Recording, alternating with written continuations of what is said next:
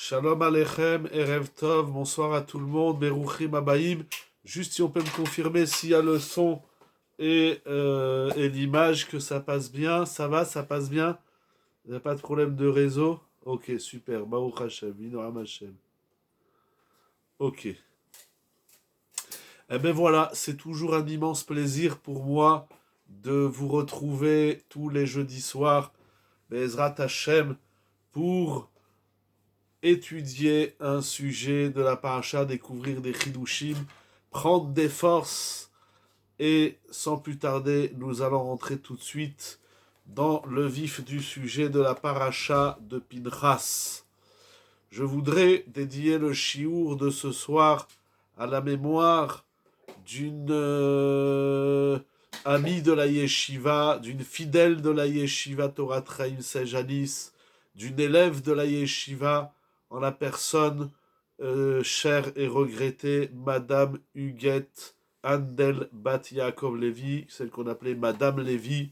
C'est une grande perte pour nous tous, et c'était une très grande dame que tout le monde a bien connue. Alors elle aimait étudier la Torah, elle aimait découvrir la Torah, elle aimait partager la Torah. Alors on va étudier le limoud de ce soir à sa mémoire. Aléa à Shalom. Que le limoud de ce soir soit une bracha pour tout le monde, source de bénédiction, qu'on n'entende que des bonnes nouvelles. Lanu ulchol Israël. Vaidaber Hashem el Moshe lemor. La paracha de Pinchas ouvre en ces termes. Hashem parle à Moshe. Pinchas ben Elazar ben Aaron à Cohen et Shivet Hamati be'al Bene Israël. Voilà que Pinchas, fils de Elazar, fils de Aaron le Cohen, il a apaisé ma colère qui planait, qui était parmi les enfants d'Israël. Bekan'o et kin'ati. En cela qu'il a vengé ma vengeance. Betocham velochiliti et Bene Israël bekin'ati. Et ainsi je n'ai pas exterminé les enfants d'Israël par ma colère. En simple, tout le monde connaît l'histoire qui est rapportée à la fin de paracha précédente, la parachat Balak, où la Torah nous raconte que Bil'am Aracha, il va envoyer les jeunes filles de Midian et de Moab pour se prostituer et pour prostituer, détourner le peuple d'Israël.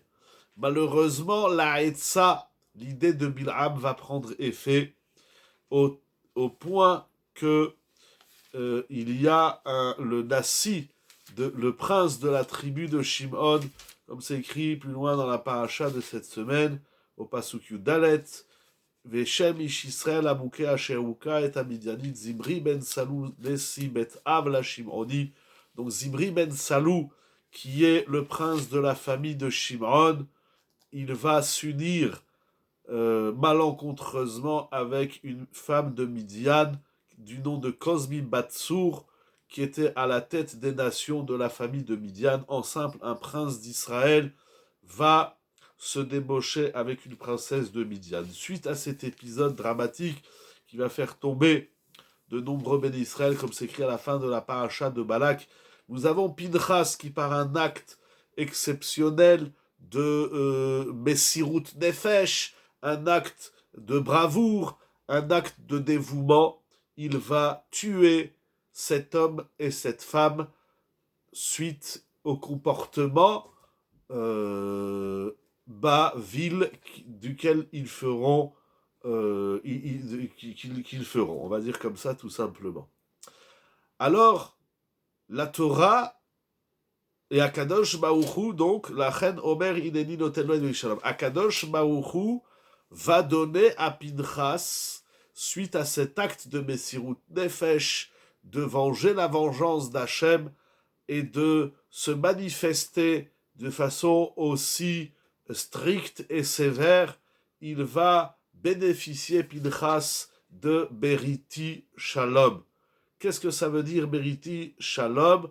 D'abord, il dit Rashi, Akadosh Baruch Hu, il dit je remercie Pinchas, il m'a rendu un service, parce que si Pinchas n'avait pas intervenu, alors Akadosh Baruch Hu, par sa colère, il aurait réagi de façon beaucoup plus sévère au sein du peuple d'Israël. Beriti Shalom, c'est une très grande sugya en soi. vous verrez tous les Mefarshim, littéralement, Akadosh Baruch Hu, il donne à Pinchas mon alliance de paix, Briti Shalom. Et également, Ve'aitalol zaro acharav berit keunat olam, donc il va avoir deux berit, deux alliances, l'alliance du Shalom et l'alliance de la Keuna. Tachat asher kinel elokav, en cela qu'il a vengé la vengeance d'Hachem, Vayechaper al ben Israël, il a apporté expiation aux enfants d'Israël. Rashi s'interroge. Le premier Rashi de la paracha. Pourquoi la Torah a-t-elle besoin de nous rappeler qui est Pinchas ben Elazar ben Aaron HaKohen? Surtout que Pinchas, il est déjà nommé à la fin de la paracha de Balak, Vayar, au chapitre 25, verset 7.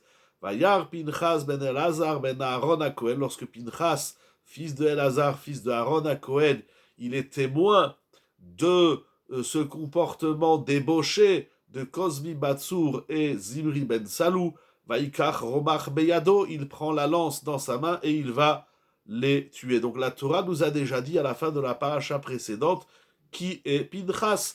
Alors pourquoi la Torah, dans la paracha de Pinchas, elle a besoin de rappeler qui est Pinchas? C'est la question de Rashi. Et Rashi ramène l'enseignement de la Gemara au traité Sanhedrin, Daf Pebet Amoudbet, qui dit quelque chose d'incroyable. Les fiches Ayu Ashvatim Mevazim Oto. Les tribus, les Béné Israël, je ne sais pas pourquoi ici on les appelle les Shvatim, les tribus manquaient de respect, déshonoraient Pinchas, il lui faisait honte, mais Vazim, il lui faisait du bisayon.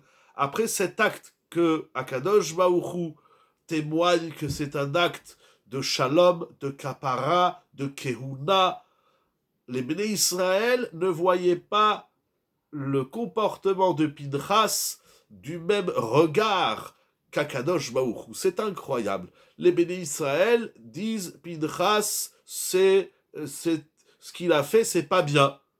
On va voir tout de suite la suite de Rashi. Et Akadosh Baruch Hu dit oui, c'est bien, je vais lui donner le shalom, je vais lui donner la keuna. Il a apaisé ma colère, je le remercie. Et les Béné Israël ayoume vazimoto. Au lieu d'applaudir Pinchas, au lieu de lui dire Chazak ou Baruch, ce que tu as fait c'est magnifique, c'est extraordinaire, ils vont lui faire honte. Ils vont lui faire du bisayon. C'est incroyable. Et quel est ce bisayon, ce mépris? Il dit Rashi areitem ben poutizé. Est-ce que vous avez vu Pinchas qu'on appelle ben pouti? Pouti, petit. Shepitem avi imo agalim la avodazara, dont son grand-père, le père de sa mère, a engraissé des veaux pour les apporter à la avodazara. Le grand-père de Pinchas, c'est Yitro. Ve'arag nasi shevet mi-Israël. Alors celui-là dont son grand-père, il a engraissé des veaux pour les offrir au culte étranger de la avodazara, l'idolâtrie, voilà qu'il se permet de tuer un prince d'Israël de la tribu de Shimon. Les Fichach, à cause de ce mépris répandu au sein du peuple d'Israël à l'égard de Pinchas, c'est pour cela, pour répondre à ces mépris, la Torah nous dit Ba'akatu ve'irso achara Aaron. La Torah elle vient rappeler que la filiation de Pinchas, c'est également du côté de Aaron. Alors il y a ici plusieurs points. D'abord, une question que soulèvent les Mefarshim, les tribus font honte à Pinchas. Ils le font du bisayon. Mais pourquoi ils lui ont fait du bisayon juste maintenant? Pinchas, il a fait ce qu'il a fait, parce qu'il a appris comme ça à la Yishag Moshe Rabbeinu. Pourquoi tout d'un coup on se rappelle que Pinchas, il est le petit-fils de Yitro? Pourquoi juste là ils lui ont fait du bisayon, en tout cas tel que la Torah le présente? Deuxième question que soulèvent de nombreux Mefarshim, c'est quelle est la réponse d'Akadosh Baruch Hu? Ça veut dire, le clan Israël, les tribus, ils disent à Pinchas, pour qui tu te prends, ton grand-père, il engraissait des veaux, c'est-à-dire qu'il était investi dans la Avodazara. Le grand-père de Pinchas, c'est Yitro, du côté de sa mère, Avi Imo. Et d'un autre côté, Akadosh Baruch Hu dit, oui, mais pas du tout. Pinchas, il descend de Aaron. Mais il descend de Aaron, mais il vient aussi de Yitro. Vous comprenez la question? Les Béné Israël, ils lui disent, mais toi, ton grand-père, c'est un idolâtre. Akadosh Baruch Hu, il dit, oui, mais du côté de son père, parce que Pinchas, il est le fils de Aaron, qui est de El-Hazar, est-ce que son ascendance est nommée par rapport à la situation? Alors, c'est ça qui dit Rashi. On vient rappeler son ascendance, c'est-à-dire qu'il est le fils de Aaron, fils de El-Hazar, petit-fils de Aaron à Cohen. Pourquoi la Torah vient nous parler de son ascendance? C'est parce que de l'autre côté, le peuple rappelle l'autre côté de son ascendance. C'est-à-dire que Pinchas, il vient du côté de sa mère, il y a toute une sougia, etc. dans la Gemara, mais on va lire comment Rashi rapporte les choses. Donc du côté de sa mère, il vient de Yitro, et du côté de son père, il vient de Aaron. Mais c'est quoi ici le débat? Les deux sont vrais, il vient aussi bien de Yitro que de Aaron. Alors les Béné Israël, ils disent, oui, mais celui-là, vous avez vu, il descend de Yitro, pour qui il se prend-il? Et Akadosh Baruch Hu dit, mais il vient aussi de Aaron. Ok, mais du fait qu'il vient de Aaron, ça ne lui enlève pas l'ascendance du côté de Yitro. Alors c'est quoi ici le débat entre Akadosh Baruch Hu Ishtabach Shemolad et les Béné Israël? Si on va un petit peu plus loin dans la paracha, au chapitre 26, verset 5, Perek Chavav, Pasuk He, il y a quelque chose d'incroyable. Pardon, je cherche le Pasuk. Voilà. On va commencer au Perek Chavav, Pasuk Aleph Bet Gimel Dalet, Akadosh Baruch Hu appelle Moshe et Elazar, fils de Aaron à Cohen, et il leur demande, en simple, vous verrez les psukim, de compter les enfants d'Israël depuis l'âge de 20 ans, Miben Esrim Shana Vabala. Et Moshe et Elazar vont s'exécuter. Il est dit au premier pasuk de Sheni, Reuven Bechor Israël, Bene Reuven. Donc la Torah, elle va nous faire la liste, comme ça, sur plusieurs psukim, donc des tribus d'Israël, jusqu'au pasuk, c'est très très long, jusqu'au pasuk 51, donc on a 50 psukim où la Torah, elle nous parle de l'ascendance des enfants d'Israël. Alors on va lire le premier pasuk, chapitre 26, verset 5. Reuven, Bechor Israël. Reuven est l'aîné d'Israël. Qui sont les enfants de Reuven? Bene Reuven. Chanoch, Mishpachat Achanochi. Premier fils de Reuven, Chanoch, qui donnera lieu, naissance, à la famille Hachanochi. Deuxièmement, Palou, qui va donner naissance à la famille de Paloui. Et ainsi de suite, Chetzron, Mishpachat Chetzroni, Karmi, Mishpachat Karmi. Et ainsi de suite, surtout les descendants des tribus. Dans Shimon, nous avons Nemuel, la famille de Hanemueli, Yamin, Mishpachat Hayamini, et ainsi de suite. Donc la Torah va dire chaque tribu quels sont ses enfants, et chaque enfant va donner naissance à une famille. Mais Rashi, il fait remarquer, pardon, j'ai fermé le livre, Rashi, il fait remarquer, on a dit Perek Ravav, Pasuk He. Ah oui, il dit Rashi quelque chose d'incroyable. Rashi pose la question, c'est quoi Chanor Mishpachat Hachanochi. Vous allez voir que chacun des descendants des tribus, la Torah lui rajoute un He et un Yud. Donc Chanor, ça donne la famille Hachanochi avec le He au début de Chanor et le Yud à la fin. De même Palou, c'est la famille Hapaloui. Chetzron, c'est la famille Hachetzroni. Karmi, c'est la famille Ha-Karmi, et ainsi de suite. Je ne vais pas tous les faire avec vous, mais juste pour bien comprendre. Donc on va le faire sur Chanor, mais c'est valable pour tout le monde. Donc il s'appelle Chanor. Il donne naissance à une famille qui s'appelle, moi je vous dis qu'il s'appelle la famille Chanor. Non, la Torah dit qu'il va s'appeler la famille Ha-Chanochi. Pourquoi fallait-il rajouter un He et un Yud? Au début de chaque famille, il y a le He, et à la fin de chaque famille, il y a le Yud. Pourquoi? Il dit Rashi quelque chose d'incroyable. Tout le monde connaît ce Rashi. Parce que les nations, les Umot Haolam, méprisaient Mevazim Otam. Vous avez vu, c'est le même verbe que Rashi dit au début de la paracha. Les Bnei Israël, ils étaient Mevazim. Ils faisaient honte et méprisaient, dégrader Pinchas. Alors, Akadosh Baruch Hu dit, puisque vous le dégradez, je viens vous rappeler qu'il s'appelle aussi fils de Aaron. Ici, puisque les nations, les Oumot, toutes les nations, ils disaient aux Béné Israël, mais vous, vous n'êtes pas les Béné, c'est pas vous les Béné Israël. Qu'est-ce que vous cherchez la filiation de vos familles par tribu? Voilà que, Sfurim hem, shelo shaltu amitzrim beimotehem, les goïms, les nations, ils viennent nous poser un problème de conscience qui va les conduire à nous traiter avec mépris. Il dit, mais vous, les Béné Israël, vous étiez en Égypte.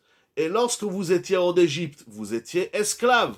Eh bien, lorsque vous étiez esclaves, pensez-vous bien que les Égyptiens, donc les notables, etc., ils violaient vos mères. Et donc, puisqu'ils dominaient le corps de vos ancêtres qui étaient des esclaves, à plus forte raison qu'ils dominaient les femmes d'Israël et ils s'unissaient avec elles pour donner des enfants. Donc en vérité, toi tu penses que tu es le fils et descendant de Réhouven, mais pas du tout, puisque l'Égyptien, il y en a bien un qui est passé par là, qui s'est uni avec ta mère, puisque vous étiez tous des esclaves. Donc ils faisaient ce qu'ils voulaient. Et donc les Béné Israël d'aujourd'hui, en vérité, ils sont descendants des Égyptiens. C'est incroyable ce que dit Rashi. Pour répondre à ce bisayon que les nations ont fait au Béné Israël, Akadosh Baruch il dit Rashi, il va mettre son nom dans les noms de famille d'Israël, il va rajouter le He et le Yud, qui sont deux lettres, bien évidemment, qu'on connaît du nom d'Akadosh Baruch Hu. Alors il y a une question dans laquelle je ne veux pas rentrer, c'est que les Mefarshim, ils disent que il a rajouté deux lettres, pourquoi il les a mis, il les a pas inscrites dans l'ordre, puisque le nom d'Hachem c'est Yud, Ke, Vav, Ke. Alors il aurait mis le Yud au début et le He à la fin. Pourquoi c'est inversé? Pourquoi le He d'abord et ensuite le Yud? C'est une question à part qui vaut le détour, comme on dit. Les Mefarshim soulèvent cette question. Donc, en tout cas, nous avons dans cette paracha quelque chose d'incroyable. Avec ces deux textes de Rashi qui se trouvent, donc le premier sur Pinchas, c'est la Gemara dans Sanhedrin, et le second, c'est un Midrash que Rashi rapporte. On a ici quelque chose d'incroyable. Les Béné Israël, ils méprisent un homme, Mevazim. Mais pourtant, ces Béné Israël ont quitté Mitzrayim. Oui, là on est au terme des 40 ans du désert. Les nations, lorsqu'ils ont entendu que les Béné Israël recensaient les familles, ils ont dit, mais pourquoi toi tu crois que tu descends de Réhouven et de Shimon et de Lévi? Mais ta mère en Égypte, elle a été violée ou violentée par les Égyptiens, puisque tes ancêtres, il y a 40 ans, ils étaient esclaves en Égypte. Donc si les Égyptiens dominaient les hommes pour aller les faire travailler, eh bien ils dominaient les femmes pour s'unir avec elles et faire des enfants. Donc toi, tu crois que tu es descendant de Réhouven, mais en vérité, ton père, peut-être que ta mère, elle est juive, mais ton père, il descend d'un Égyptien qui était maître sur tes ancêtres. Donc, vous vous vantez, vous dites, vous pensez, vous les Béné Israël, avoir une ascendance digne et noble, mais pas du tout. Vous descendez ni de Réhouven ni de Shimon, puisque les Égyptiens ont violenté, dominé, littéralement les mots de Rashi,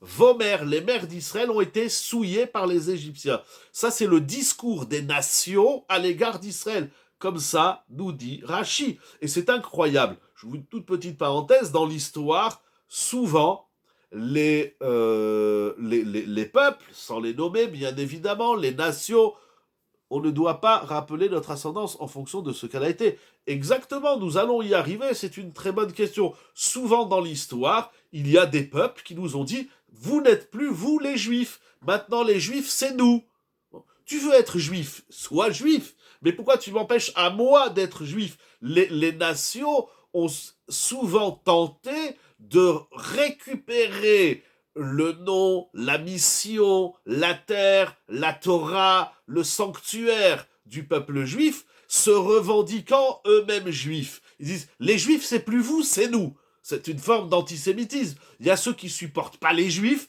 et il y a ceux qui disent, c'est plus vous les juifs, c'est nous. Mais chacun, il a trouvé sa méthode, en tout cas pour faire du mal au peuple d'Israël. Ici, les nations vont dire au peuple d'Israël, mais vous n'êtes pas descendants de Réhouven, Shimon et Lévi, puisque les ancêtres égyptiens ont souillé les ancêtres et mère d'Israël. Pour répondre à cette attaque des nations, Akadosh Baruch Hu, il inscrit son nom, il donne 2 lettres de son nom, le He et le Yud. Il y a toute une étude sur le He et le Yud du nom d'Hachem de manière générale, et précisément ici aussi. Nous n'allons pas rentrer dans cela maintenant, c'est très profond, et puis on n'a pas le temps de tout expliquer, bien évidemment. Je voudrais toucher un point, mais je vois qu'il y a dans la paracha de cette semaine ce phénomène de bisayon, c'est-à-dire de mépris à l'égard d'autrui. Dans les 2 cas, c'est un bisayon exactement, j'y arrive tout de suite, tout à fait, et donc ça rejoint aussi la question précédente, c'est un bisayon qui touche l'ascendant. Ça veut dire, à Pinchas, on lui dit, pour qui tu te prends d'agir comme tel, puisque ton grand-père, il a engraissé des veaux à la Avodazara, et au Bnei Israël, on leur dit, mais pour qui vous vous prenez? Vous n'êtes pas vous, les Béné Israël, parce que vos mères ancestrales, il n'y a pas très si longtemps que ça, il y a 40 ans, elles ont été souillées par les Égyptiens en Égypte. Il y a ce phénomène de bisayon qui est extrêmement grave en soi. C'est-à-dire faire honte à quelqu'un, c'est très grave. Manquer de respect à quiconque au monde, c'est extrêmement grave. On voit la Torah, comment elle demande à Moshe de respecter Paro. On voit la Torah qui donne du kavod, comme ça il explique le Or HaChaim dans Parashat Balak, à Bilham. Un roi, une autorité, ça se respecte. Le respect d'autrui. Mais là, on se sert de la nature des ascendants pour ce bisayon. J'y arrive tout de suite. Et là, il y a quelque chose d'incroyable. Donc, il y a ici 2 notions. Il y a le bisayon, c'est très grave. On fait de bisayon à personne. Encore moins à nos supérieurs, à mes parents, à mes maîtres, à mon grand frère, à ma grande sœur, d'après certains décisionnaires. Donc le kavod, c'est le kavod de l'ascendant, mais il existe aussi le kavod du semblable, celui qui est du même niveau que moi, du niveau commun, et il existe aussi le respect du supérieur vers l'inférieur, comme c'est écrit dans Masechet Avot, il faut respecter ses élèves. Donc, le respect, c'est pas parce que tu es au-dessus de moi que je dois te respecter, mais toi qui es supérieur à moi, tu ne dois pas me respecter. Donc, toutes les couches sociales, familiales, communautaires, on se doit du kavod. Faire du bisayon à quiconque au monde, c'est en soi une chose extrêmement grave. Ici, par 2 fois dans la paracha, il y a ce bisayon qui touche l'ascendant.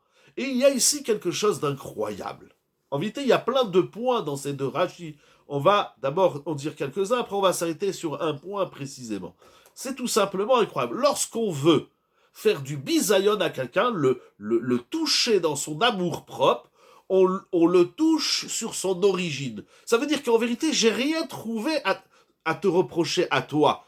Tu es une personne extraordinaire, tout ce que tu fais, c'est bien. Le seul défaut que j'ai trouvé, ou en tout cas là où ça fait mal, c'est je parle de ta mère ou de ton père. La plus grande insulte qu'on peut faire à quelqu'un, ou le bisayon en tout cas, c'est de lui dire mais t'as pas vu ta mère, elle est tordue, et ton père, il est marboule. Ça, c'est la pire. Je ne sais pas pourquoi je dis que c'est la pire, en tout cas ça fait très mal. Dire à quelqu'un tu es un imbécile, ça fait mal. Mais dire à quelqu'un ta mère elle est incorrecte, elle se comporte mal, elle a été violentée par les ancêtres des Égyptiens, lorsqu'on touche l'origine de la personne, le bisayon, il fait beaucoup plus mal. Tu me dis que je suis un raté, c'est une chose. Tu me dis que j'ai des problèmes dans la vie, c'est une chose. Mais ça peut être positif aussi comme le début de la Hamida. C'est-à-dire, j'ai pas compris. Qu'est-ce que vous renvoyez au début de la Hamida? Qu'est-ce qui est positif? Je vous laisse. Bien sûr, mais pourquoi vous parlez d'Abraham? On a les Avot, bien sûr, Abraham, Isaac, Jacob, etc. Mais Pinchas, il a, du côté de sa mère, bien sûr, et Moshe David ou Shlomo, etc. Mais du côté de sa mère, il n'empêche qu'il vient de Yitro. Lorsqu'on veut bisionner une personne, ça veut dire les bourreaux du bisayon sont ceux qui vont toucher l'origine de la personne. Tout être humain, soit-il, on va pas faire de la psychologie, car on ne peut agir sur l'ascendance. On ne peut agir sur l'ascendance. Baruch ata Adonai Elohim Olam Shakol Baruch. Alors, on peut agir sur l'ascendance, on ne choisit pas nos ascendants. C'est vrai, c'est vrai. Mais d'un autre côté, vous donnez des arguments pour dire qu'en vérité, si tu me dis que mon grand-père, c'est nos ascendants aussi de Havot, oui, c'est vrai. C'est ça la réponse. Hachem, il va dire, il vient de Aaron, mais il vient aussi de Yitro. Ça, c'est la question qu'on a soulevée tout à l'heure. Le fait de dire que on a des ascendants valables, de valeur, ça n'efface pas la réalité qu'on a aussi des ascendants tordus. On dit, ton père, il est tordu, ta mère, c'est une tzadékette. Ou le contraire, ton père est un tzaddik et ta mère, c'est une ma'aboul. Alors, les bénis Israël, ils ont misé sur le côté négatif. C'est quoi la réponse? Oui, mais il a aussi un côté positif. Et alors, c'est vrai qu'on a des ascendants de valeur, mais on a parfois, malheureusement, alors vous avez dit, on choisit pas les ascendants, etc. Et puis on doit apprendre quoi faire de ce côté négatif. Très bien, voilà, là nous y arrivons. Nous y arrivons. Comment on va faire? Voilà, c'est ça la problématique. Je dis dans un premier temps, nous avons par deux fois dans la paracha ce bisayon qui touche l'ascendance. L'ascendance, c'est l'origine de l'être humain. Je disais, je ne vais pas faire de la psychologie ou de la psychanalyse, je ne suis pas un psy, mais l'homme, l'être humain, est sensible quant à son origine. On s'identifie à notre origine. On voit bien, les enfants veulent jouer à papa-maman. Les enfants, plus tard, quand ils grandissent, ils choisissent des métiers. Bien souvent, ils refont les mêmes métiers que les parents. On est rattaché à nos origines. Et nos origines proches, ce sont nos parents. Nos origines un petit peu plus lointaines, les grands-parents, etc. On voit bien les Constantinois, même 40 et 50 ans après, ils arrivent pas à sortir de Constantine, comme les Algérois, les Marocains, les Tunisiens, les Ashkénazim, etc. On est attaché à nos origines. Et nos origines les plus lointaines, les plus originelles. Alors dire à quelqu'un, tu viens d'une poubelle, même si 100 ans après lui, c'est un tzaddik, ça lui fait mal. Ça, c'est pour qui a le droit de juger nos ascendants morts. Mais c'est pas une question de juger, c'est une réalité. Je dis, attention, ce que les enfants... Je suis pas en train de défendre le bisayon, j'ai commencé. J'ai dit faire du bisayon à quelqu'un, voilà, faire du bisayon à quelqu'un, c'est très grave. Et comme vous avez dit aussi tout à l'heure, on ne rappelle pas, c'est la Mishnah dans Baba Metzia, c'est un lave, c'est un interdit de la Torah de dire à quelqu'un ses origines abîmées, ses origines de mauvaise qualité, c'est assourd. Donc ce qui se passe là, c'est très grave. Je dis juste que malheureusement, les nations s'amusent tantôt de nous rappeler qu'on a des problèmes d'ascendance, mais malheureusement, ça existe également à l'intérieur du clan d'Israël, parce que il y a des gens malheureusement mal intentionnés qui appuient là où ça veut dire, de toutes les façons, toi, avant t'étais comme si, avant tu mangeais du cochon et tu étais Mechalel Shabbat, et ou tes parents ou tes grands-parents, etc. C'est pas pour justifier, c'est juste pour expliquer le phénomène. Alors ça, c'est incroyable. Et la Torah nous en parle parce qu'on doit remédier à cela. Comment on remédie au bisayon?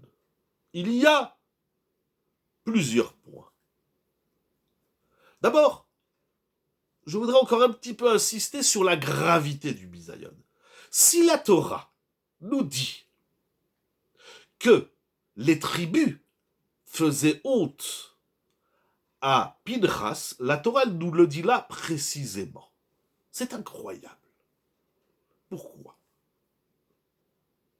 Pinchas est en train de faire quelque chose d'exceptionnel, de tellement exceptionnel qu'il va devenir Kohen Gadol. D'après les Midrashim, il ramène le Baal HaTurim, c'est ramené dans tous les Midrashim. Pinchas, il va devenir Eliyahu Hanavi. Donc c'est lui qui va nous annoncer la venue du Mashiach, la Géoula. C'est lui qui se trouve présent à chaque Brit Mila. Et toute l'histoire de Eliyahu Hanavi, telle qu'elle est racontée dans le Navi, et dans la Gemara, et dans les histoires rapportées dans le Talmud et dans les Midrashim. Donc Pinchas, ici, il est en train d'écrire son histoire, et il est en train d'écrire l'histoire du peuple d'Israël. Il est en train d'ouvrir un nouveau chapitre, à tel point qu'Akadosh Baruch Hu, il va lui donner deux alliances. L'alliance du Shalom et l'alliance de la Kehuna, à expliquer en soi. Mais il va recevoir deux médailles. Et Akadosh Baruch Hu lui dit, merci Pinchas, tu as apaisé ma colère. Et voilà que Pinchas, au moment où il fait quelque chose, il sauve le peuple d'Israël de l'extermination. Akadosh Baruch Hu, il voulait exterminer le peuple juif. Comme c'est écrit dans la paracha au chapitre 25, verset 11. Akadosh Baruch Hu dit, je vais vous effacer de la terre. Pinchas, il calme le courroux d'Akadosh Baruch Hu. Il fait quelque chose d'exceptionnel. Il devient le symbole de l'investissement, de la conviction et du dévouement de l'homme vis-à-vis d'Hachem et de l'homme vis-à-vis des hommes, puisqu'il a le shalom et il a la keuna, il a tout, Pinchas. Donc on a ici un homme qui fait quelque chose d'exceptionnel, de magnifique, de beau. Eh bien là, il y a un phénomène dramatique. C'est que chaque fois, et souvent, en tout cas, bien plus que souvent, quand on fait quelque chose de noble, on ne reçoit pas les applaudissements de ceux qui nous entourent. C'est incroyable. Vous avez décidé de faire Shabbat, de manger kasher, de plus parler du Lachon Hara, de faire 3 prières par jour, de venir à la choule, de faire la tzedaka, etc. Quoi que vous allez faire, les gens vont dire, ah bon, tu deviens religieux, tu deviens rabbin, pour qui tu te prends, et regarde d'où tu viens. Quel est le rapport? Quel est le rapport? Comment ça se fait que l'homme, et c'est peut-être dans sa nature, que lorsqu'il voit une personne réussir, une personne faire quelque chose d'exceptionnel, plutôt que de lui dire ce que j'appelle, vous savez, avant, on appelait ça les compliments, les bouquets de fleurs, les remerciements, eh bien, on le fracasse, on l'insulte. Rares, très très rares sont les gens, vous avez pris sur vous par exemple, si ou ça, peu importe, qui disent, ah c'est bien ce que tu fais, waouh, c'est impressionnant, apprends-moi ce que tu fais, je veux faire pareil. Il faut être dans une dynamique de travail et de volonté de faire des exercices d'avancement et d'évolution de son propre être pour féliciter quelqu'un qui fait quelque chose. Mais un enfant, on n'est pas obligé de s'en préoccuper, mais c'est une réalité. Comme il vous a été dit tout à l'heure, c'est un fait. Je vous donne un exemple. Il y a des familles où un enfant, un jeune homme, il dit à ses parents, je veux aller à la yeshiva. Je veux étudier la Torah. Ou une jeune fille qui dit à ses parents, je veux aller dans un séminaire. Si les parents sont d'accord, ils vont le faire tout de suite. Sinon, ce sera à l'enfant et ses rabbanim d'expliquer aux parents le bonheur d'avoir un enfant qui va à la yeshiva ou au Beth Yaakov, au séminaire pour les jeunes filles. Et là, les tontons, les tatas, les cousins, les grands-parents, les petits-enfants, le monde entier se mêle pour dire « Mais vous êtes complètement fous !» D'abord, de quoi je me mêle? Je t'ai pas demandé, toi, où tu as mis tes enfants. Alors, laisse-moi mettre mes enfants où j'ai envie de les mettre. Mon fils, il veut aller à la yeshiva. D'abord, tu dois me dire Chazak ou Baour. Tu veux pas me dire Chazak ou Baour, mais t'es pas obligé de me dire que je suis un imbécile. Je t'ai rien demandé. Mouraï Verabotaï, on va avancer. On fait quelque chose. Il y a des gens qui font l'Atzdaka, ils donnent 10 000 euros à la yeshiva. Je veux dire, pour qui il se prend celui-là? Ah, il a de l'argent. Pourquoi tu parles mal? Pourquoi? De quel droit, lorsque quelqu'un fait quelque chose de bien, on se sent malheureusement obligé de le descendre? Il y a des raisons à cela. Je ne parle pas de la victime du bisayon. Nous allons en parler tout de suite. Ça peut être la jalousie. Il y a plein de raisons. On en reparlera à l'occasion. Mais je dis c'est un fait. Pinchas, il fait quelque chose d'exceptionnel. Là, il se prend dans la tête des bisionotes. Le clan Israël, un peu plus loin dans la paracha, il fait quelque chose d'exceptionnel. Il dit, mais nous, on a une affiliation, on a une famille. Regardez aujourd'hui le monde. Les gens divorcent pour un éternuement. Les gens, ils détruisent des familles. Mais où elle est la famille aujourd'hui? Il y a la famille, ça existe dans le monde, la notion de la famille. C'est pas seulement les divorces, mais c'est quoi ces mariages dont on taira, parce qu'on ne peut pas dire ce qu'on veut, même si on est dans notre yeshivazou, mais... Moraï Verabotaï. Nous, on vient, on dit, moi, j'ai un père, j'ai une mère, j'ai un grand-père, j'ai un deuxième grand-père, j'ai 2 grands-mères, j'ai des frères et sœurs. La fierté, la beauté, le romantisme du clan Israël, c'est la famille.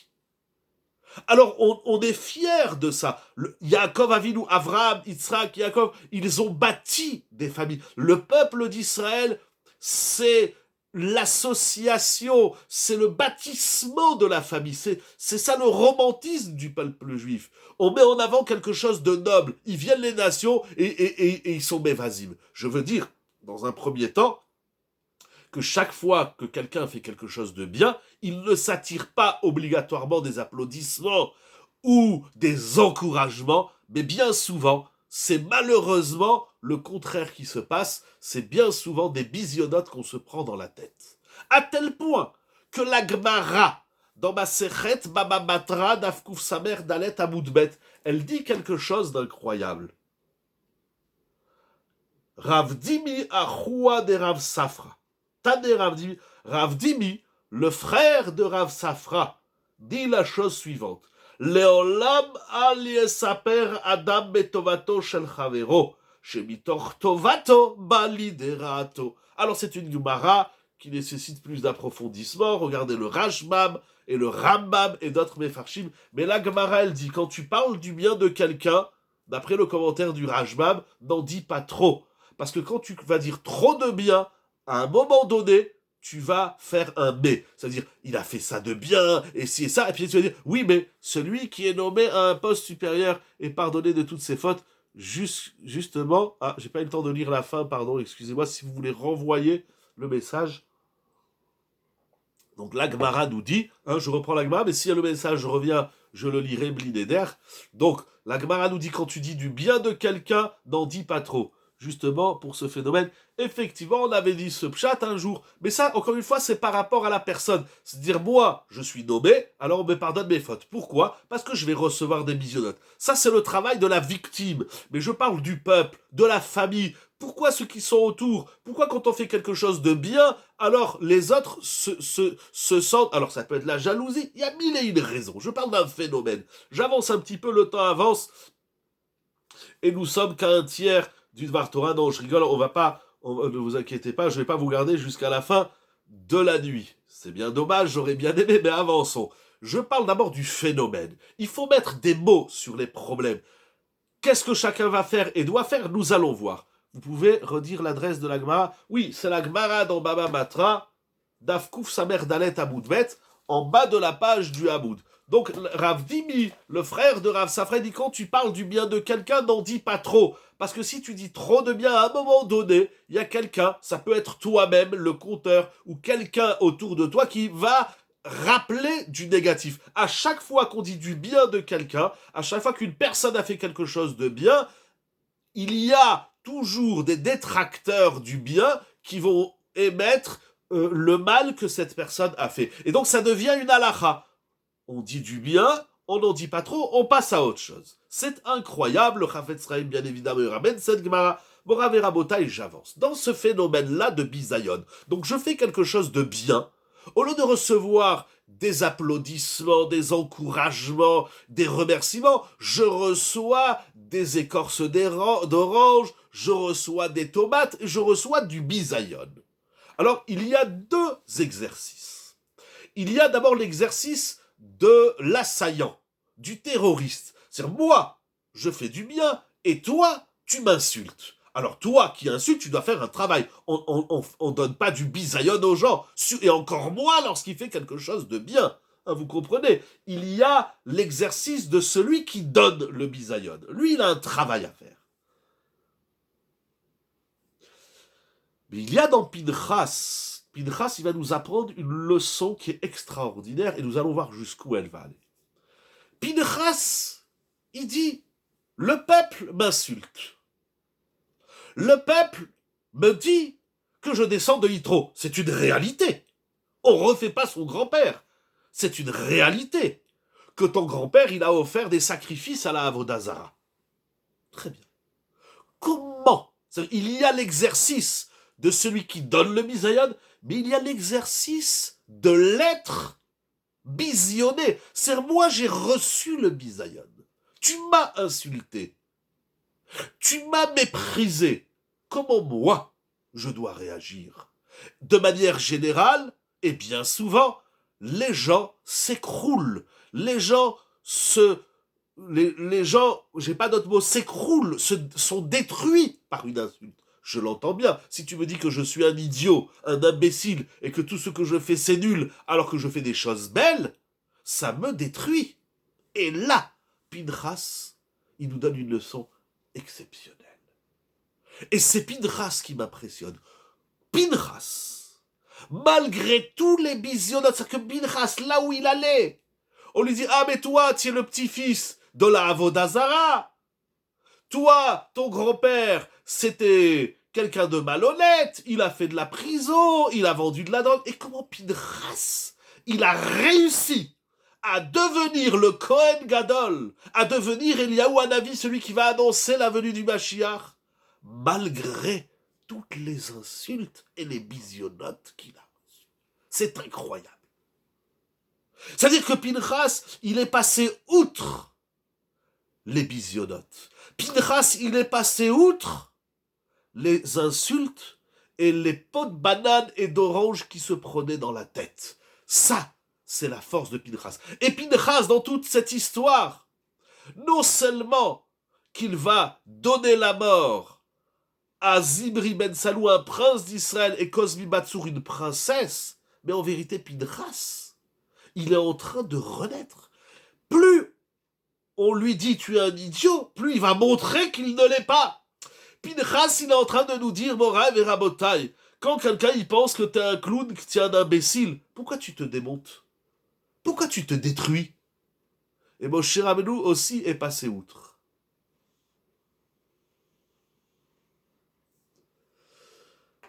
Il est passé outre les bisionnotes, vous voulez dire?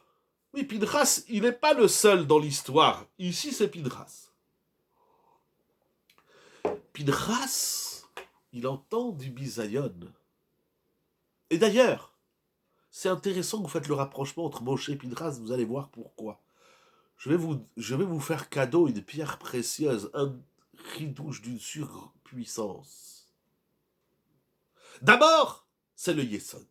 Pinchas, il ne se laisse pas abattre par les bisionnotes qu'on lui fait. C'est incroyable. Comment il a fait ça? Là où il va, on lui dit, tu es descendant de Yitro, qui a offert des sacrifices à la Avodazara. Comment il a surmonté? N'oublions pas que Pinchas, avant d'agir comme tel, il n'a aucun poste. Il n'est pas prince d'Israël, il n'est même pas Kohen Gadol. C'est un tzaddik parmi les tzaddikim du peuple d'Israël, mais Pinchas, jusqu'ici, on n'a pas entendu parler de lui. En plus de ça, donc il n'a aucun poste, aucun titre, et il a une affiliation, une ascendance problématique. Donc c'est-à-dire en simple, il n'a pas grand-chose pour se relever et ne pas s'écrouler et de se laisser abattre par le bisayon qu'on lui fait. Alors comment, par quel moyen Pinchas, il a fait ce que j'aime appeler l'autruche heureuse, l'autruche qui ne tient pas compte de ce qu'on lui dit, qui ne se laisse pas démonter par ses bisionnotes. Comment il a fait? Ah, vous savez comment il a fait Pinchas?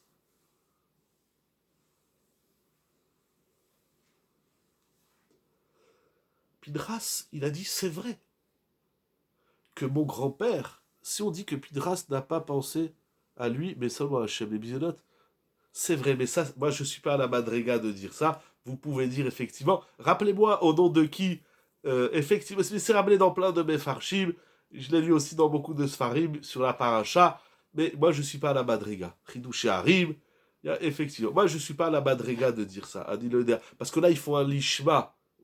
Voilà, il y a beaucoup de mes farshim qui disent cette idée, mais ça il faut une madriga de dire ce que je fais, c'est pas pour moi, c'est pour Akadosh Baruch Hu. Il faut une très grande madriga.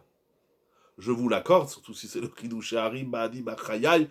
C'est vrai, Pinchas, il a dit, moi, je fais pas pour moi, je fais pour Akadosh Baruch. Il faut une Emouna Chazaka, il y a tête d'Eman, comme dit le Maharal sur la Emouna. C'est une très grande madriga, mais je ne suis pas au niveau. Je vous dis des choses qui sont à ma petite taille.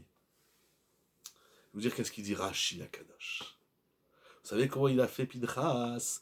Parce que si c'est un haut niveau, comme vous dites, alors, tant qu'on n'est pas arrivé à ce haut niveau, comment on fait pour se relever? Chacun à son niveau, quand il entend quelqu'un qui le critique, qui le bisaillonne, ah, je suis un idiot. Il m'a dit, je suis un nul. Comment je peux faire pour ne pas, pour continuer et pour devenir peut-être même plus fort? Comment il a fait Yitro? Yitro, il s'est dit, c'est vrai que mon grand-père maternel, pardon, Pinchas s'est dit, c'est vrai que mon grand-père maternel, il s'appelle Yitro. D'abord, il y a quelque chose que j'ai jamais compris dans ce Rashi, c'est que Yitro, il s'est converti, il a abandonné la Avodazara. Donc tu me dis, mon grand-père, il a fait de la prison, oui, mais après, il est devenu Premier ministre. Donc pourquoi tu me rappelles que le côté négatif de mon grand-père? Tu me dis, mon grand-père, il a offert des veaux à la Avodazara, mais mon grand-père, il est aussi un symbole de la Torah qui s'appelle Yitro. C'est tout ça. J'ai jamais compris ce bisaïon. Je te dis, ton grand-père, c'est un imbécile. Oui, il est un imbécile jusqu'à 25 ans. Mais à 25 ans, il a reçu le prix Nobel de physique ou de mathématiques ou de je ne sais quoi. Tu me dis, ton grand-père, jusqu'à 20 ans, il savait pas lire l'hébreu. Oui, c'est vrai. Mais à 25 ans, il est devenu le plus grand rocher Shiva. C'est clair, on dit pas ça sur les enfants de Resh Lakish. Exactement. Donc j'ai jamais compris, en vérité, ce bisaïon. Je te dis, ton grand-père, jusqu'à 25 ans, jusqu'à 30 ans, il savait pas lire. Faisons-le sur Rabbi Akiva. Rabbi Akiva, jusqu'à 40 ans, il était à Maharet. Oui, mais après, il est devenu un des plus grands maîtres de la Torah, de notre histoire. Alors tu me dis, ton grand-père, jusqu'à 40 ans, il savait pas lire. Et c'était un idiot, un ignorant. C'est vrai, mais à 40 ans, il a fait tchouva. Il est devenu un des hommes les plus merveilleux de la Torah, comme Yitro. Donc j'ai jamais compris cette insulte qu'ils disent les Béné Israël à Dilo Yodéa. Mais en tout cas, Rashi, il propose une autre réponse. Rashi dit, Pinchas, il s'est dit, c'est vrai que mon grand-père, c'est Yitro. Mais j'ai un autre grand-père! Moraï et Rabotai, pourquoi tu m'as conditionné dans mon grand-père qui est tordu? J'ai un autre grand-père qui s'appelle Aaron à Cohen. Et donc Pinchas, il s'est dit, vous regardez mon côté négatif, mais moi je regarde mon côté positif. C'est ça le Yesod de Pinchas. Et je vais vous montrer jusqu'où il va. Ce Yesod, c'est Nora et Ayom. Pinchas, il a dit au Béné Israël, et il s'est dit en tout cas à lui-même, c'est vrai que j'ai un grand-père tordu qui s'appelle Yitro, qui était Cohen Midian. Mais j'ai un autre grand-père qui est aussi Cohen, qui est Cohen Gadol du Mishkan, qui est Cohen Gadol auprès d'Akadosh Baruch. Ça veut dire qu'à chaque fois qu'on te critique sur ton point négatif, tu dois te rappeler à toi-même que tu as aussi un point positif. Ah, mais quand je dis ça, les gens disent, mais moi j'ai que du négatif. Comme ça, mon mari me dit, je sais pas cuisiner, je sais pas repasser, je sais pas faire les courses, je suis méchante, et donc il y a que du négatif. Ça n'existe pas. C'est un mensonge monumental. Et chasvé shalom, un homme il parle pas comme ça à sa femme, et une femme elle parle pas comme ça à son mari. Tout ce que tu touches, mais je peux être fier de mon grand-père tordu. Chasvé shalom, non, je suis pas fier que mon grand-père il a fait de la prison, que mon grand-père il a volé ou que mon grand-père il a tué. On n'est pas fier d'un grand-père qui a fait du mal à l'humanité. Parce que faire la Avodazara comme il a fait Yitro au début de son histoire, c'est dramatique. Je vais pas dire, ouais, moi mon grand-père c'était, ah, mais vous me rappelez la Haggadah de Pessah. J'ai pas oublié le parallèle entre Moshe et Pinchas. Vous allez voir tout de suite, nous allons terminer sur cela dans quelques instants. Mais comment nous commençons la Haggadah? Mitechila ovde Avodazara ayu avotenu. Etc. Qu'est-ce qu'on dit dans la Haggadah? Au début, nos ancêtres, ils étaient des idolâtres. Qui sont nos ancêtres? C'est une marloquette. Certains disent c'était rare. Si c'est Avram Avinu, parce qu'Avram Avinu, avant d'être Avram Avinu, il était lui-même idolâtre. Donc c'est une discussion. Mais en tout cas, de dire, vous savez, je vais vous raconter une histoire. Mon grand-père, c'était le plus grand patibulaire de l'histoire. Mais Baruch Hashem, il a fait tchouva, il a rencontré des chachamim, il a rencontré des rabbanim, il a fait une tchouva merveilleuse, et il est devenu le plus grand rocher Shiva de la planète. Ça c'est beau, ça c'est digne, ça c'est magnifique. Nous on n'a pas peur de dire, j'ai cette semaine un musulman qui m'a dit, vous savez, le Mashiach, il sera musulman, il sera pas juif. Vous l'avez lu sur ma chaîne YouTube ou pas, mais allez voir dans le Shiur la semaine dernière, il y en a un qui m'a dit ça. Bon, j'ai pas voulu polémiquer, encore moins sur YouTube, mais alors j'en ai parlé ici et là, et je lui ai répondu ainsi. Je lui ai dit, tu sais, moi je vais te dire quelque chose de très simple. La différence, c'est qu'il y a que chez les Juifs où on n'a pas peur de dire qu'on a des problèmes. Ça veut dire, eux, ils pensent que nous, on fait des problèmes. Ce qui est peut-être vrai aussi, à Yodéa. Mais en tout cas, moi de dire, vous savez, mon grand-père, c'était un voyou, c'était un bandit, et nos ancêtres, ils ont une origine qui est tordue, mais ils ont surpassé ceux-là, ils sont devenus Avram Avinu. Ça, c'est propre aux Juifs. J'ai jamais entendu, j'ai pas lu beaucoup chez les Goïms dans l'histoire, etc. Mais j'ai jamais lu un livre de n'importe quel Jésus du monde ou de n'importe quel, je sais pas quoi, Messie, de n'importe quel et de toute religion qui dit, vous savez, avant j'étais un imbécile. Tous ils commencent, on dirait, ils sont nés des divins. Nous, pas du tout. Avraham Avinu, c'est pas un saint, Avraham Avinu, hein. Il est pas tombé du ciel tout fait, hein. Il y a que Esav. Chez nous, dans la Torah, celui qui tombe du ciel sans problème, il finit comme Esav. Il les a bien eus d'ailleurs, c'est Ésaü. Ça, c'est Esav qui tombe du ciel, il n'a pas de problème. Nous, on dit, mais nous, on vient pas du ciel. Nous, c'est pas la Sainte Marie qui nous a mis au monde. Mais pas du tout. Chasve shalom, lo alenu velo alechem. Qu'est-ce que c'est que ces histoires à dormir debout? Nous, on dit, mais vous savez d'où on vient, notre origine, c'était rare. Loavot, Adam, Noach, etc. Ils ont fait des erreurs. Et nous, on vient de ça. La force d'Israël, c'est de se lever de ces erreurs. C'est d'abord de les reconnaître. J'ai fait une erreur et je vais m'en lever. Oui, tu as raison, je suis un imbécile. Oui, tu as raison, mon grand-père, c'était un voyou. Mais regarde qu'est-ce que je suis devenu. Et ça paraît parfois miraculeux, ça paraît inhumain. Mais comment il a fait quoi? Lui? Bah, c'est pas possible. Il était le dernier de la classe, il était le cancre de la classe, il était l'âne de la classe. Eh ben oui, le cancre, l'âne, le plus petit, le plus idiot, le plus imbécile, il est devenu la crème de l'histoire. Il est devenu le meilleur de l'histoire. Et ça, c'est tout simplement inouï. Moi, quand ma maîtresse, elle me disait, tu es un idiot, je lui ai dit, ben, on va se revoir dans 20 ans, qui c'est qui va aller voir l'autre? Est-ce que l'idiot, il va rester idiot? Ou bien un jour, vous allez lui dire, allô, Rav, ah, mais je croyais que j'étais un idiot. Bon, c'est comme ça. Tu penses que je suis un imbécile? D'abord, ça peut être vrai. Et c'est vrai, Pidras, il vient de Yitro, c'est une réalité. Mais Pidras, il a dit, mais je viens aussi de Aaron. Ça veut dire que Pidras, c'est l'homme que plus on appuie là où il y a un problème, plus il se rappelle qu'il a des qualités. C'est tout simplement Nora Veayom. Et je voudrais terminer, vous montrer un chidouche extraordinaire.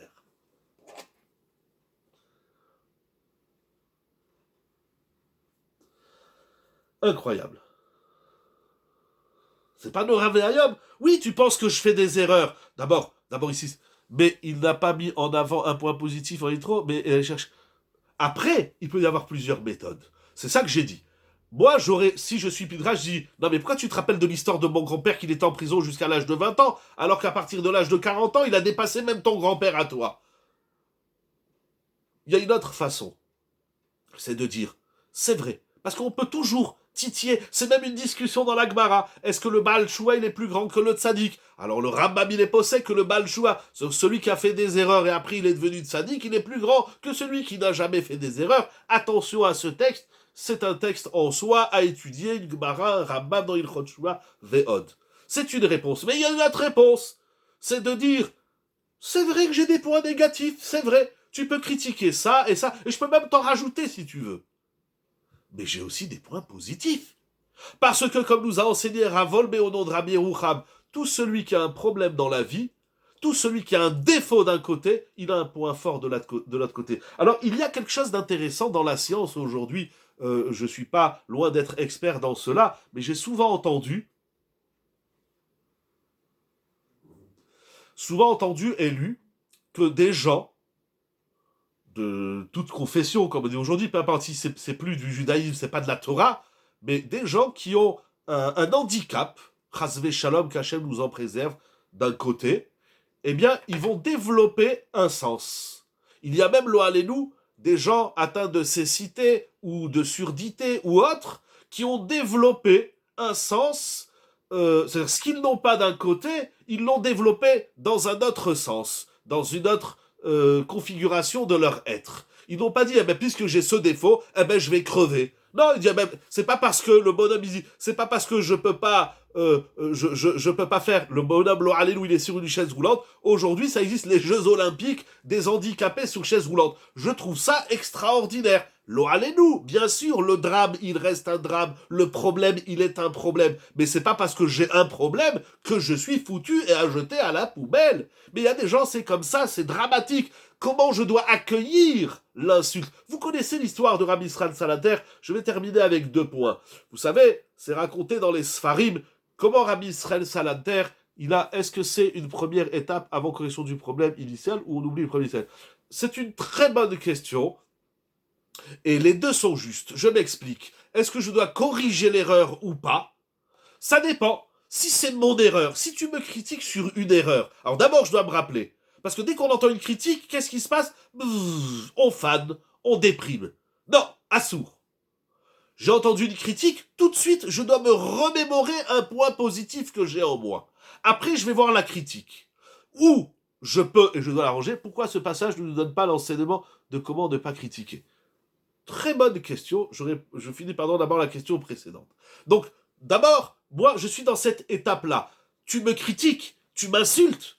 Je dois pas fondre, je dois pas m'accabler, je dois pas m'écrouler. Je dois dire, ah, lui, il me dit que je suis un idiot dans ce domaine, eh ben, je dois me rappeler que dans un autre domaine, j'ai un point positif. Maintenant, est-ce que je dois corriger? Normalement, oui, mais ça dépend. Si la critique que tu me fais, c'est sur moi, ma personne, alors je vais la travailler. Mais si c'est sur mon grand-père, j'ai rien à faire que mon grand-père, il allait à l'église au lieu d'aller au Beth Midrash. Ça se corrige pas. C'est incorrigible. C'est pas mon problème, c'est le problème de mon grand-père, surtout qu'il n'est plus là. Ah, maintenant, pourquoi la Torah ne nous dit pas comment corriger le bisayon? Alors attention, ici, c'est vrai et c'est faux, je m'explique. Ça veut dire, bien sûr qu'il faut travailler le bisayon, mais le bourreau, le terroriste du bisayon, il a un travail à faire, bien évidemment. Mais jusqu'à ce que lui se corrige et qu'il apprenne à ne plus donner du bisayon aux gens. Entre-temps, il critique des gens. Il y a malheureusement une réalité. Alors regardez cette histoire que tout le monde connaît, ça va illustrer la réponse. Rabbi Israël Salanter, il a créé l'école du Moussard. Comment? Il y avait, je raconte très vite l'histoire, c'est qu'il y avait dans un village, quelque part en Europe, il y avait un homme dont son métier était cordonnier. Il était cordonnier. Et la cordonnerie était au bout du village. Et le cordonnier, c'est pas un métier qui est très noble, même si tout le monde a besoin de belles paires de chaussures. Médecin, avocat, commerçant, c'est peut-être plus noble. Mais cordonnier, c'était vraiment celui qui a raté l'école, il devenait cordonnier. Bon, c'est comme ça dans l'histoire. C'est vrai, c'est faux, c'est l'homme échané. Un jour, l'armée devait traverser le village et devait rester dans cette ville, dans cette cité, et devait rester quelque temps.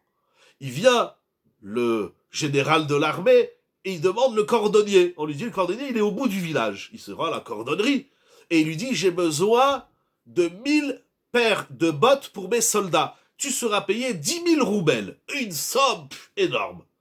Il a jamais dit ça, mais tu as un mois pour me faire 1000 paires de bottes. Je reviens dans un mois. Dans un mois, il vient le général de l'armée et les bottes sont prêtes et il donne la somme d'argent. Il est tellement content qu'il va la doubler. Donc notre cher cordonnier, avec tout cet argent, il va s'acheter une belle maison, il va s'acheter un beau cheval et il va commencer à se comporter comme les riches. Et voilà, nous raconte l'histoire de Rabbi Israël Salanter. C'est que cet homme, il a tellement réussi, il n'en rêvait pas de devenir un des notables de la ville. Ça lui est fait de la manne qui lui tombe du ciel. Eh bien, l'histoire raconte que cet homme, il va commencer à vivre plus largement pour lui, pour sa famille, il va acheter des beaux vêtements, une belle maison, des beaux meubles, etc., etc. Et voilà que ses enfants grandissent. Et sa fille, âgée de 18 ans, arrive à l'âge des shidduchim. Alors on lui cherche des shidduchim pour la marier. Et puis voilà, il y a quelqu'un qui propose au cordonnier, anciennement cordonnier, aujourd'hui un notable de la ville, de présenter sa fille au fils du rave de la ville. Alors notre cher ancien cordonnier, il n'en rêve même pas, il dit, mais le rave, il acceptera jamais de donner son fils à ma fille. Eh bien, là aussi, une deuxième manne tombe du ciel, je vais vite dans l'histoire, comment ça s'est déroulé, etc.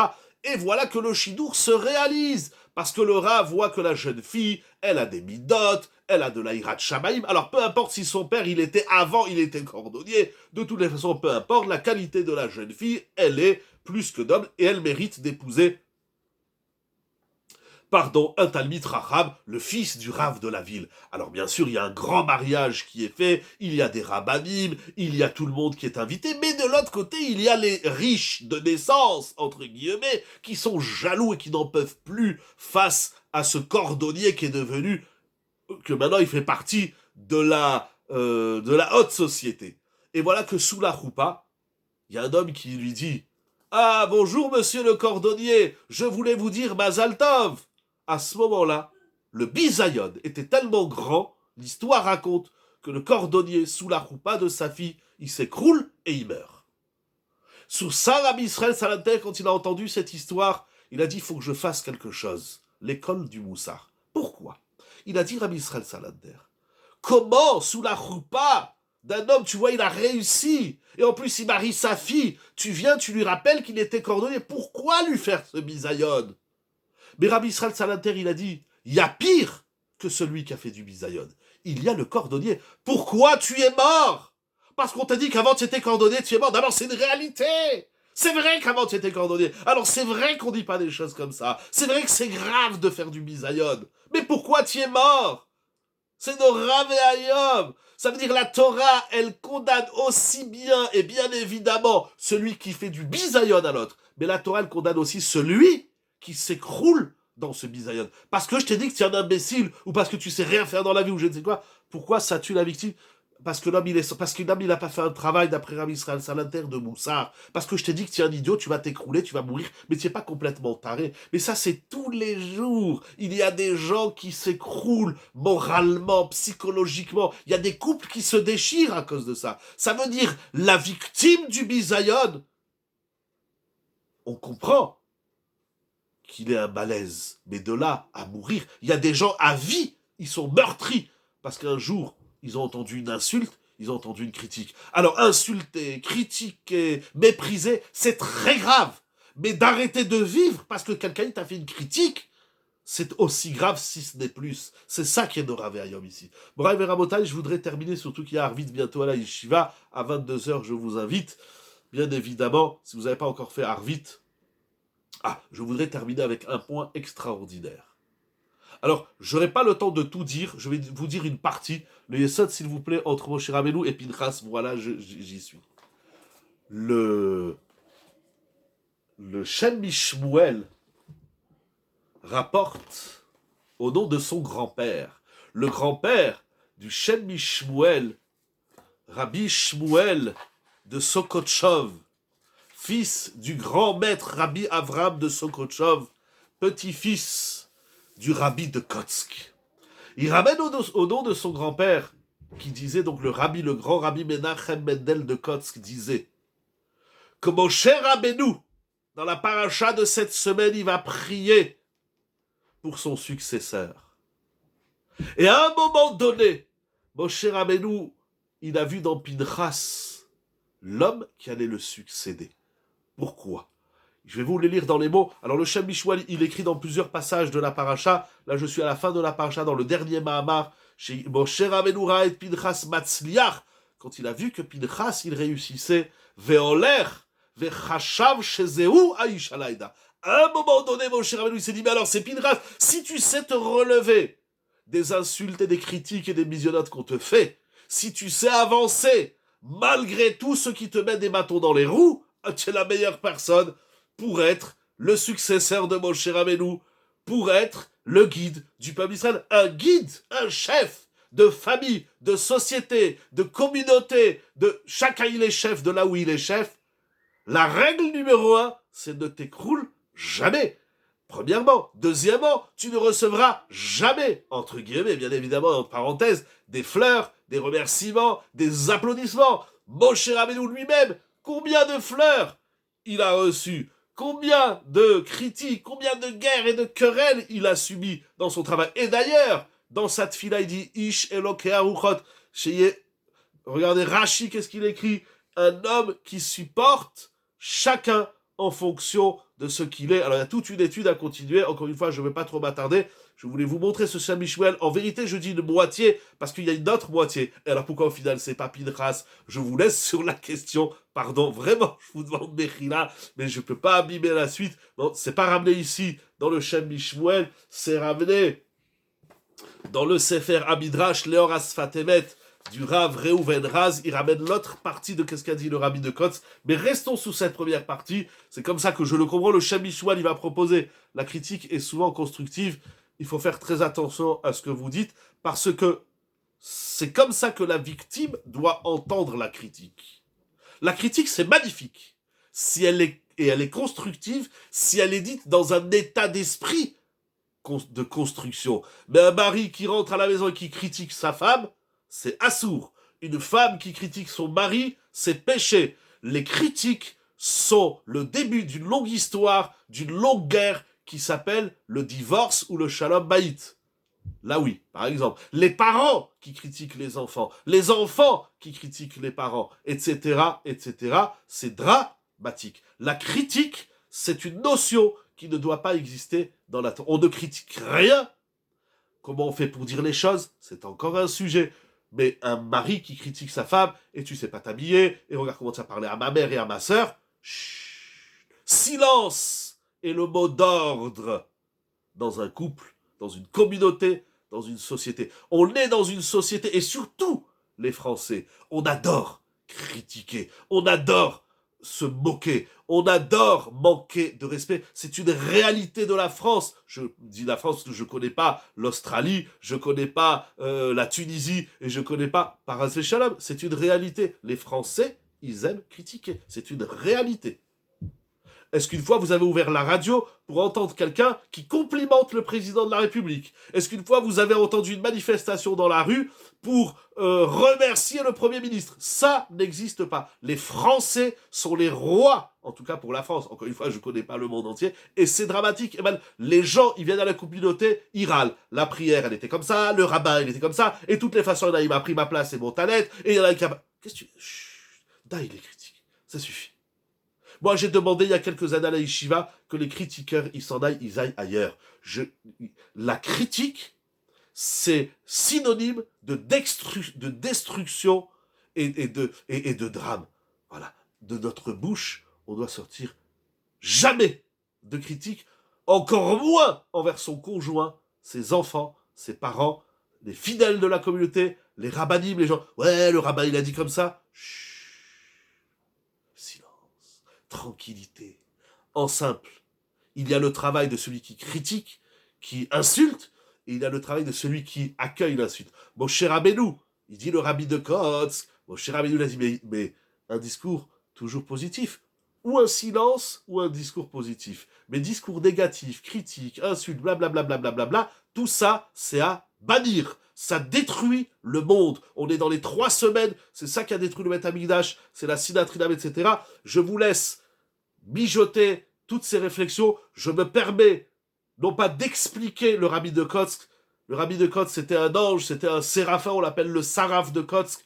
Mais je me dis, je trouve une allusion à l'idée que je voulais partager avec vous ce soir, dans ce que dit le rabbi de Kotsk. Moshe Rabbeinu, il s'est dit, mais Pinchas, c'est un homme exceptionnel. Avec tout ce qu'il subit, il s'écroule jamais et il avance dans la vie. Eh ben, n'y a-t-il pas mieux que cela, qu'une telle qualité d'un homme qui ne se laisse pas abattre par les bisionotes pour avancer et pour être le guide du clan d'Israël? Ce que je souhaite à chacun et à chacune, Bezrat Hashem, qu'on continue dans nos projets, qui plus est de Torah, de Hirat Shamaïm, d'évolution. Vous voulez faire bien le Birkat Amazon, même si en face tout le monde se moque de vous? Dites-vous que vous êtes le meilleur, dites-vous que vous êtes la meilleure, et que vous allez faire un Birkat Amazon extraordinaire. Vous voulez faire une mitzvah, plus les gens vous critiquent, rappelons-nous que nous avons d'énormes qualités, et peut-être que si on entend des critiques, c'est pour se rappeler qu'on a des qualités. Apprenons, tout un chacun, pardon que je parle ainsi, de Pinchas, de se dire, c'est vrai que mon grand-père, d'un côté, c'était un idolâtre, mais d'un autre côté, mon grand-père, eh ben, c'était le plus grand des Kohanim, c'était le Kohen Gadol, qui lui-même s'est réjoui. On peut relier ça encore à beaucoup de notions dans la Torah. Lorsque Aaron, il entend que Moshe Rabbeinu, il devient lui le guide du peuple d'Israël, eh bien Aaron, il n'a pas dit, ça devait être moi, et en plus je suis le grand frère, etc. Non, il a dit, Hazak Ubaour, mon frère, je suis content pour toi. Alors soyons contents les uns. Est-ce qu'on peut faire taire le bisayon? On peut faire taire son propre bisayon, c'est-à-dire, on dit tous les matins, Ve'al tavininu l'idée bisayon, par les tfilotes, on doit taire d'abord le bisayon que nous, on a envie de faire à nos autres, mais on doit aussi taire le bisayon que les autres, ils nous font, en se disant, eh ben merci de la critique, je m'en fous, j'avance dans la vie. En avant, mon rêve et Rabotai. Shabbat Shalom, dans la joie, le bonheur, la simra, le sourire pour la gloire d'Akadosh Baruch Hu, des cascades de bénédiction, des océans de bonheur, la doule en Israël. Shabbat Shalom ou Evrach. Merci beaucoup à toute l'équipe de Yeshiva Zoom. Je vous donne rendez-vous, Be'ezrat Hashem Yitbarach, à jeudi prochain. Ce sera le dernier shiur de la saison. Et après, je vous laisse tranquille durant le mois d'août. On verra quand est-ce qu'on reprendra Be'ezrat Hashem, fin août, début septembre. On verra si Dieu veut, avec l'aide d'Akadosh Baruch Hu, le Saint béni soit-il, Yishtabach Shemolad. Shabbat Shalom, dans la joie, la santé et le bonheur. Merci beaucoup à toute l'équipe de Yeshiva Zoom. Je n'ai aucune critique à faire et je ne pense à aucune critique. Au contraire, merci beaucoup. Que Dieu vous bénisse. La Israël pour la gloire d'Akadosh Baruch Hu avec le sourire. Shabbat Shalom. Toda Rabba.